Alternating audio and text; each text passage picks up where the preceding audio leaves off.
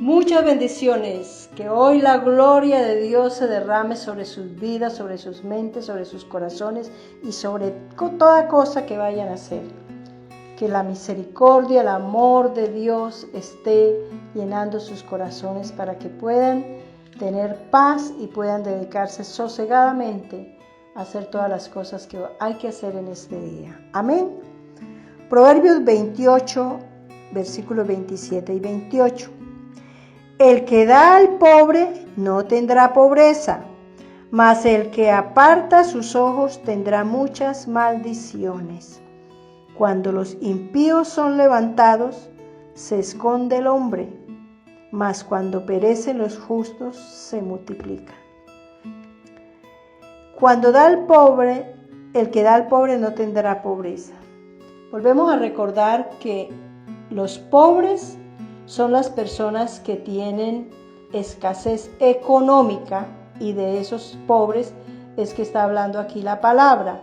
Pero también están los pobres espiritualmente, y a los pobres económicamente quiere Dios que los que tengamos un poquito más, porque siempre habrá alguien que tiene menos que nosotros y otros que tendrán más que nosotros.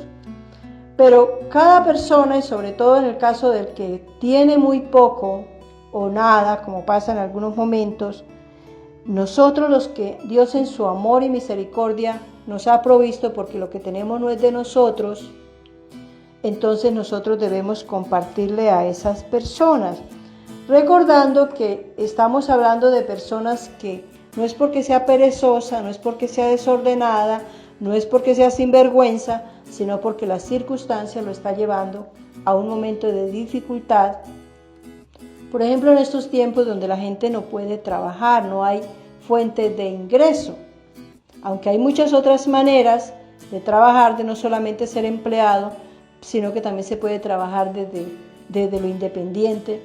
Pero hay tantos conflictos en este momento de orden público, de la pandemia, que impide que las personas realmente cumplan sus horarios de trabajo, y esto trae escasez. También hay momentos difíciles en la salud, donde las personas no pueden trabajar, o el que trabaja tiene que cuidar al enfermo porque está muy enfermo, porque lo poco que se tenía tocó invertirlo en esa enfermedad. Es decir, hay mil razones por las cuales hay personas muy necesitadas, y todos nosotros debemos estar pendientes y velar por esas necesidades.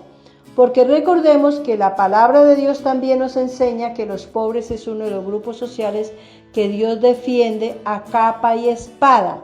Y la palabra también nos dice que el que da al pobre, a Dios le presta. Imagínense nosotros prestándole a Dios. ¿Será que Dios no nos va a devolver lo que le prestamos? ¿Será que Dios no tiene con qué devolvernos? ¿Será que Dios es injusto y no lo hace? Al contrario, qué bueno poderle prestar a Dios, porque no lo va a devolver hasta 3 y 4 veces, y con intereses y con todas las cosas que nadie nos puede dar. De tal manera que no nos dolamos cuando hay que darle al necesitado verdaderamente, en la medida que cada uno puede, porque es que no está diciendo que es que yo me tengo que ir a triplicar en el trabajo para poder darle al necesitado. No, es que de lo que Dios me da yo puedo sacar una porción, una parte, y de eso ayudar al necesitado, ayudar a cubrir esas necesidades tan importantes que tenemos, que tiene la persona.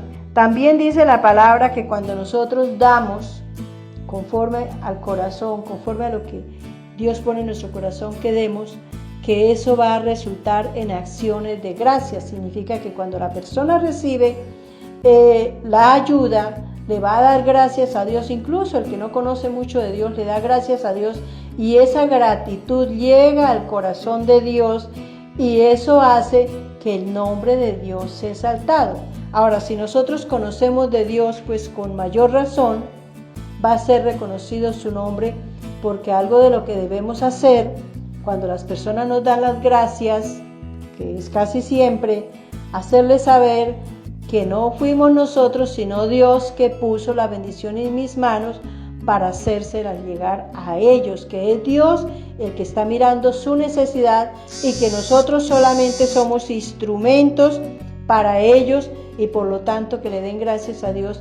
Y desde ahí podemos ganar el corazón de una persona para Dios, ganar su alma. Esa es una manera también de predicar. Compartir con el que padece necesidad.